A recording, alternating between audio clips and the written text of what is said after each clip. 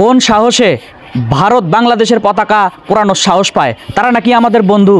তারা কিভাবে বন্ধু ছিল আমি জানি না। স্বাধীনতার আগে থেকেই তারা আমাদের শত্রু ছিল। আমি যদি বলি যে তারা কিভাবে আমাদের শত্রু ছিল আমি ব্যাখ্যা করি, তাহলে দেখবেন যে এতদিন বলছিল জামাতি ইসলাম নাকি পাকিস্তানের এজেন্ডা বাস্তবায়ন করতেছে। তাহলে পাকিস্তানের এজেন্ডা জামাত বাস্তবায়ন করতেছে, জামাতের অনেক নেতাকে তো ফাঁসি দেওয়া হয়েছে বাংলাদেশে। সেই ক্ষেত্রে তো পাকিস্তান এখন পর্যন্ত কোনো বাংলাদেশের পতাকা পোড়ায় নাই বা কোনো প্রতিক্রিয়া সেইভাবে জানায় নাই।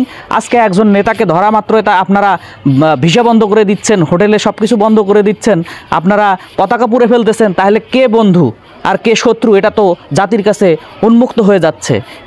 কই পাকিস্তান তো ফাঁসি দেওয়ার কারণে আমাদের পতাকা পোড়ায় নাই, আজকে আপনারা আমাদের পতাকা পুড়ে দিচ্ছেন। তাহলে আপনারা কিভাবে বন্ধু হন? স্বাধীনতার সময় তারাও যেভাবে আমাদের সহযোগিতা করছে এটা কখনোই সহযোগিতা ছিল না, তারা দুর্নীতি করছে, তারা মানে